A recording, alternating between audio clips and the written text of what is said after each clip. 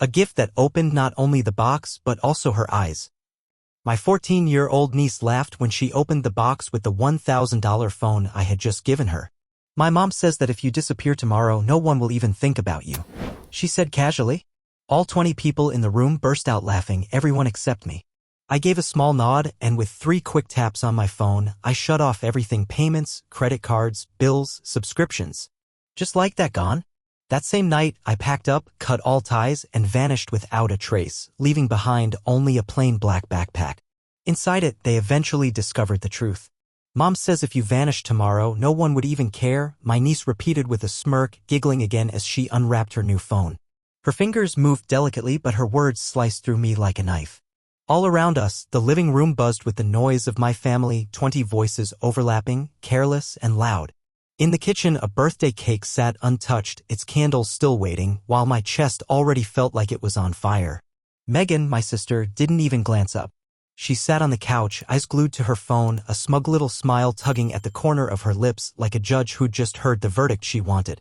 Mom was at the stove, stirring something, pretending not to hear a thing, but I noticed her shoulders lift just slightly as if silently approving. Dad? He didn't even try to hide his reaction. He let out a chuckle, raised his beer, and muttered, "Well, she's not wrong." The whole room followed with laughter. My cousin smirked. Even Uncle Dawson, who barely knew anything about me outside of family dinners, let out a snort into his drink. And I just stood there, frozen, like an idiot. Like the same idiot I'd always been. The guy who paid for everything.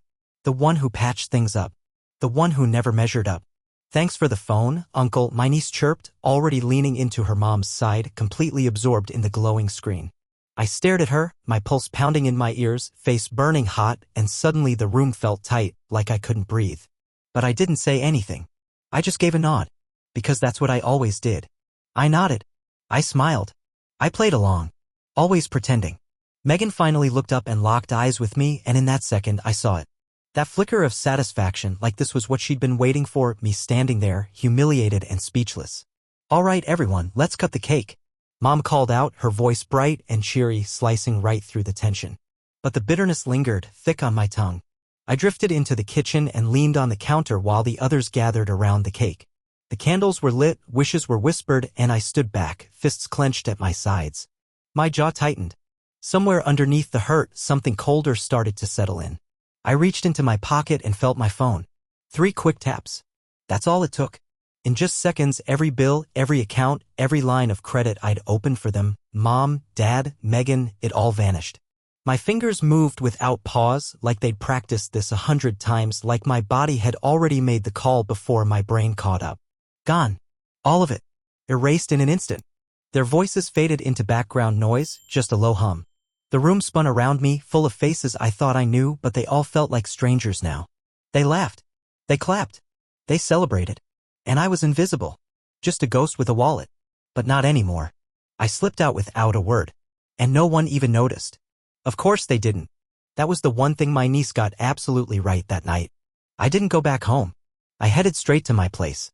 I threw a few things into a small overnight bag, just the basics, then turned to grab something else. Tucked away in the corner of my closet was an old black backpack, one I hadn't thought about in years. But tonight, it finally had a purpose. I filled it not with my things and not with anything they'd expect. Then I went back. The house was still full of noise and laughter. No one noticed me slip inside, walk down the hallway, and leave the backpack by the stairs. And then I left for good. Really left. By the time anyone found it, I'd already be nothing more than a memory. A shadow. But what was inside that backpack? Let them see it. Let them try to figure it out. The silence didn't last. I was bracing for anger or panic, and yeah, I got both. Just not when I expected. It kicked off the next morning. I was still in bed when the pounding started on my apartment door. No texts. No warnings. Just fists slamming into the wood. "Open up. You think you can just do this?" Dad's voice, loud and furious. I stayed still, silent, just watching the door tremble like it was ready to come off the hinges. I could hear him outside. "I know you're in there. You think you're clever? Smarter than us," he shouted. His voice cracked, not just from rage, but from something else too. Fear. I didn't say a word. I wasn't about to play whatever game he thought this was. After a while, the pounding on the door stopped. I heard the sound of his heavy footsteps retreating, followed by a muffled curse and the slam of a car door. But that wasn't the end of it. Not even close. 3 minutes later, my phone lit up. It was a text from my mom. Just one line, "How could you do this to your own family?" I didn't bother replying. About 2 hours later, Megan gave it a shot. This time she called. I saw her name flashing on the screen and just let it ring out. Then it rang again. And again. 7 times in a row. Eventually, she left a message. "You think you're so smart? Think we can't live without you? Fine. Let's see how long you last without a family." I read it and actually smiled. Was that supposed to scare me? Sounded more like a promise than a threat. But the real chaos hit later that evening. I had just stepped out of the shower when I heard a key turn in the lock. I froze in place. No one should have had a key to this apartment. No one, except them. The door flew open and my dad came barging in, red-faced and sweating. Mom was right behind him, her eyes wild with panic. "You think you can lock me out?" he roared. "Get out," I said, my tone flat but firm.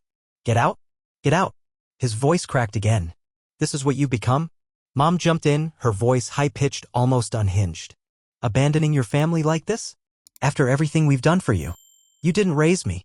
You used me," I said, leaning back against the kitchen counter, towel still in hand. "There's a big difference." Dad stepped closer, fist clenched tight. "You ungrateful little a." "Try it," I cut in, calm and steady. I didn't even think. The words just came. A challenge, plain and simple. His hand trembled, but he didn't move an inch.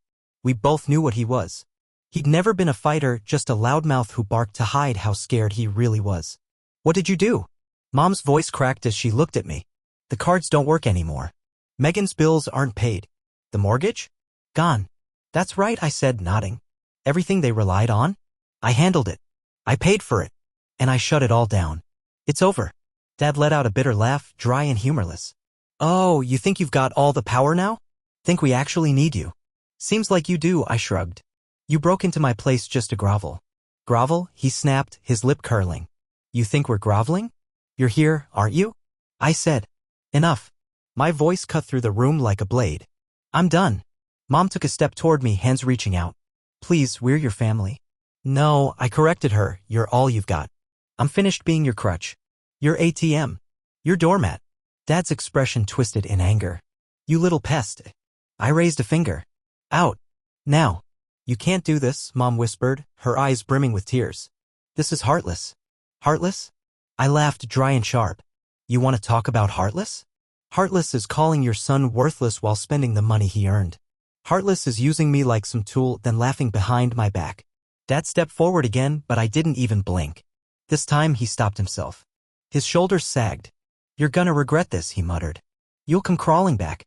"No, I won't," I said, my voice hard as steel. They walked out, slamming the door behind them. But as I stood there, listening to the echo of their footsteps fading, I knew this wasn't over. The next day, they switched tactics. Megan showed up at my office. I spotted her through the glass, pale face, puffy eyes, clearly from crying. My boss glanced over, confused at first, then clearly uncomfortable as she started waving at me from the lobby. I stayed seated at my desk. "Sir," someone whispered, "there's a woman here to see you."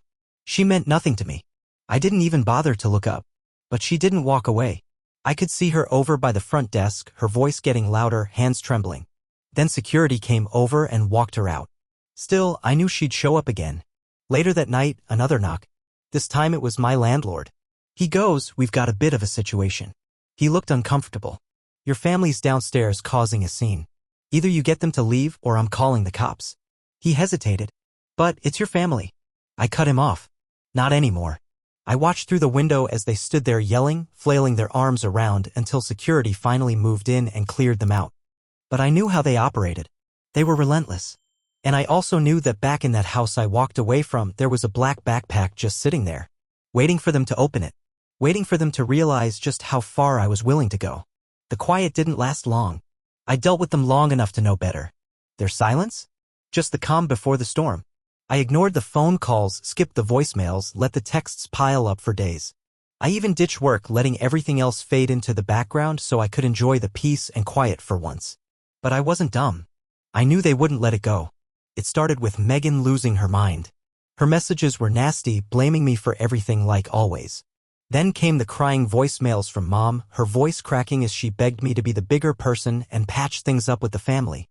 And after that, Dad? At first, it was the usual rage, threats, insults. Noise. But then his tone changed. Cold. Measured. Like bait on a hook.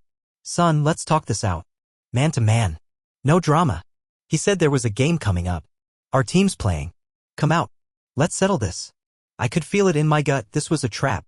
But I went anyway. Because I wanted to. So I showed up. And the second I saw all those empty seats around him and the black backpack clutched tight in his hands, I knew I was right. They weren't looking for peace. They wanted control.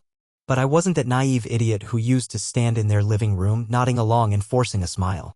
That guy was gone. The stadium was alive, shouting, cheering, metal bleachers shaking under stomping feet. Total chaos. The perfect place to bury a secret. Dad was sitting in section 13, row M. No one else around him, even though the place was packed. He spotted me right away, one hand waving, the other gripping the black backpack like it was gold. My backpack. I walked down the steps slowly, keeping my eyes fixed on him the whole time. He looked pumped. Like he thought he had this in the bag. That crooked smile on his face said it all. Didn't expect me to call, huh? He shouted over the roar, patting the seat beside him. Finally ready to be a man and talk? I sat down beside him, never taking my eyes off that bag in his lap. This what you call talking? He leaned in close, voice low, barely more than a whisper. You thought you were clever, huh? Cutting us off. Running away. But you slipped up. Left something behind. He tapped the bag with his fingers. We found it. And guess what, genius? We know. Know what? I asked, keeping my voice steady while the cold wind whipped across the field. Your secrets. Your lies. You think you're so clean? So much better than the rest of us. His tone turned sharp, slicing through the noise. You've been hiding stuff. I should have seen it. All those times you played the role of the saint. The corners of my mouth twitched. Then open it. Let's see what you think you know. His eyes narrowed, caught somewhere between anger and fear. Don't play games with me. I don't need to open it, he snapped. I already know. You've been stealing. Manipulating us. Pretending to be the good son while hiding your little stash. Stash, I repeated, leaning back, the cold metal of the seat pressing into my spine. The only thing stashed in there is the truth. The crowd exploded as the home team scored. But in our little corner of the stadium, all that existed was the silence between us, the weight of his words, and his trembling hands gripping that black backpack. You're bluffing, he muttered, his voice low and shaky. Just trying to mess with my head. But it's done. We're done. We're going to tell everyone the truth about you, he continued. How you turned your back on your own family. I motioned toward the field. Go ahead, tell the whole world. Let them know how I paid Megan's rent for 2 straight years. Let them hear how I covered your gambling debt after you blew away half your pension. Or how I bought that brand new phone for your darling granddaughter right before she turned around and told me I didn't matter. His expression shifted, his face darkened like a storm cloud. Shut your mouth, he snapped. No, let's be real for once, Dad. I pointed at the backpack. You're holding the receipts, literal proof of everything I did for you. All the help you took. And you still think you've got some kind of upper hand? His fingers clenched around the backpack, knuckles turning pale. Don't you dare talk to me like that. Like what? I leaned in, voice steady, but my stare sharp enough to cut steel. Like the useless piece of furniture you treated me as for years? Like your human ATM? Like the guy you only called when you needed a ride or money? Shut up, he yelled, shooting to his feet, catching the attention of a few people sitting behind us. Sit down. My tone was like ice, and for a split second I saw it, that flicker of fear in his eyes. He hated me, sure. But more than anything, he was terrified of losing control. He tried to laugh it off, but it came out brittle and hollow. What, you gonna hit your own father now? Think anyone here's gonna take your side? I nodded toward the crowd, a sea of faces too busy with their own lives to care. You think they'll take yours? You're just some bitter old man yelling with a bag full of unpaid bills. They don't know me, I added, and they don't have to. His face twisted in frustration, his voice low and venomous. You're such an egoist. I let a small smile curl at the edge of my lips. I was your lifeline, I said. And now that I've cut you off, you're drowning. He lashed out. I saw the swing coming, his hand thick, shaky, aiming right for my face. But I didn't move. Not even a blink. That's what he wanted, drama. A reaction. Something he could point to and say, see? He's the bad guy. But I just stared him down, steady as stone. And his fist stopped just short, trembling in the air between us. I should have left you out on the street, he whispered, his voice breaking. You were always a parasite. Funny, I whispered back, leaning close enough to catch the bitter scent of beer on his breath. That's exactly what I always thought about you. Something inside him cracked. His hand dropped. His shoulders sagged under the weight of it all. The crowd roared louder as the home team scored, masking the collapse of whatever pride he had left. I reached out, grabbed the backpack, and yanked it out of his grip. He didn't even try to stop me. "You want to know what's in here?" I said loud enough for the nearby rows to hear. "Everything I did for you. Every penny. Every sacrifice." Heads turned. People were watching now. Some whispering. A few pulled out their phones. "You want the truth?" I asked, unzipping the bag and pulling out a fat stack of papers. "Here it is. Proof I was the one holding everything together. Proof I paid your bills. That I saved your house from foreclosure 3 times. His face turned pale, drained of color. "And you want to talk about betrayal?" I stood up, holding the papers high in one hand. "You betrayed me the day you turned me into your personal bank. The day you laughed when your family told me I was worthless." "Stop," he muttered, barely audible now, slouching in his seat like he was trying to disappear. "No. You wanted a scene? Here it is." I tossed the papers down. They scattered across the steps like dry autumn leaves, tumbling away from him. Without another word, I turned and started walking up the steps, past all the eyes, past the stares and murmurs. "You can't just walk away," he shouted after me, voice cracking like glass. But I didn't stop.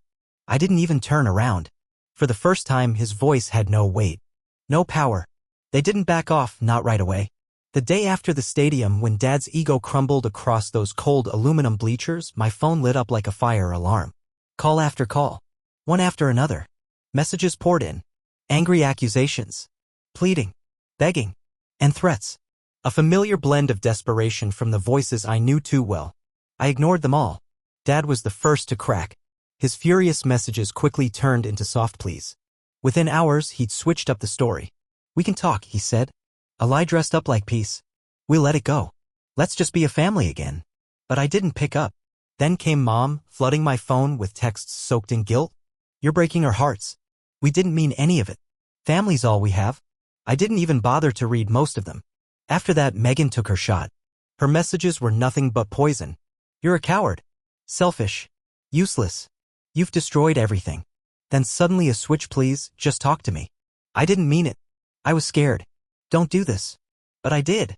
And I gave them nothing. That silence? That was my answer. That was my payback. At first, they couldn't wrap their heads around it. They thought I was playing some sick game, bluffing like always. But as days turned into weeks, as overdue bills started piling up, as even their friends stopped answering their calls, they finally got it. They couldn't reach me anymore. Then I got a call from the landlord at their place, voice all shaky, stumbling over his words, saying rent hadn't been paid in weeks. I told him straight up, that's not my problem. Later, Mom sent me a picture. The whole family sitting around a table in the dark, lit by a single candle. "We have nothing left," she wrote. I deleted it without hesitation. One night, I was walking back from the grocery store and I saw him. "Dad." He was pacing out in front of my building, looking like a ghost, pale face, trembling hands. But that old fire in his eyes? It was gone. All I saw now was fear. When he spotted me, his face lit up with this desperate kind of hope. He rushed toward me. "Listen, you can't do this. You're my son." I didn't slow down. "I was your bank account," I replied. He jumped in front of me, voice cracking as he tried to sound like the father he never really was. "We raised you. We gave you everything." "No," I said, staring right into his eyes. "You used me. And now you've got nothing." I tried to go around him, but he grabbed my arm. "You don't get to do this," he growled, his voice rough, the anger bubbling back up. "You think you're better than us? That you can just walk away?" "I don't think," I told him. "I know." I yanked my arm out of his grip, and I walked. Then he swung at me, slow, clumsy. His fist barely grazed my shoulder. It felt more like a desperate shove than a punch. He staggered, caught himself against the wall, gasping for air. "Pathetic," I muttered without thinking. The word just slipped out. His face twisted, eyes blazing with that old rage again. "You'll come crawling back," he spat. "You always do. You're nothing without us." I laughed. A real laugh, sharp, loud, and echoing down the quiet street. "No," I said, turning my back to him. "I was nothing with you." And I walked away. I never turned around. That night, I threw my phone in the bottom drawer of my desk and left it there. The voicemails, the missed calls, they kept piling up. but none of it could reach me anymore. About a week later, a letter showed up in my mailbox. Handwritten, shaky handwriting. It was from Mom. Please, your father's getting sick. Megan's losing her mind. We're falling apart. You're the only one who can fix this. Please come home. I didn't read the rest. I crumpled it and tossed it aside. They were falling apart? Good. Because for the first time in a long time, I wasn't. I didn't run. I didn't change my number. I didn't hide. I stayed right where I was. I just stopped being part of their world. And without me, their world collapsed. Megan's friends stopped picking up her calls. Even Mom's distant relatives, the ones who used to send those polite Christmas cards, acted like she didn't exist anymore. And Dad? Well, he finally blew up at work one time too many and got himself fired. But honestly, I couldn't bring myself to care. I didn't watch it unfold. I was just living my own life. I started cooking for myself, sleeping without stress, taking long walks with no buzzing phone in my pocket, no messages demanding my time, my money, my energy. They'd become nothing more than voices from the past. Ghosts I'd left behind in a house already on fire. And for the first time, I was free. Weeks turned into months, and silence didn't feel lonely anymore. It started feeling like a friend. I woke up when I felt like it, ate meals without guilt weighing on me, spent weekends exploring a city I used to ignore, soaking in the freedom hiding in those quiet little moments. Every now and then, I'd catch myself bracing for that familiar buzz, those frantic texts, the guilt trips, the panicked demands that I fix everything. But that buzz never came. Somehow I'd pulled off the unthinkable. I'd buried them. Not in the literal sense, but I cut them out of my life like dead weight. One crisp fall morning, I was walking down Main Street, past the cafe where I used to blow too much money on birthday cakes for Megan, past the boutique where I wasted a fortune on gifts, and past the restaurant where I paid for every family dinner without a second thought. Until one day I stopped. Now, those places weren't memories. They were ghosts. Just ghosts. At the corner, a street musician was playing a slow, aching tune. His voice was raw, his fingers gliding over the strings, not trying to be flawless, just real. I stood there, letting the music wrap itself around me. It wasn't a song about love or heartbreak. It was a song about release. The world spun around me, alive and in motion, but I stood still, soaking it all in. When the song ended, I dropped a 50 into his open guitar case. He gave me a small nod, and I smiled back. Not out of obligation, not because someone expected it, but simply because I wanted to, and that made all the difference. I didn't need them. Truth is, I never did. I kept walking, each step feeling a little lighter, each breath a little easier. As the sun sank behind the rooftops, casting the sky in deep amber and soft crimson, I felt it, that calm, quiet certainty. I was free.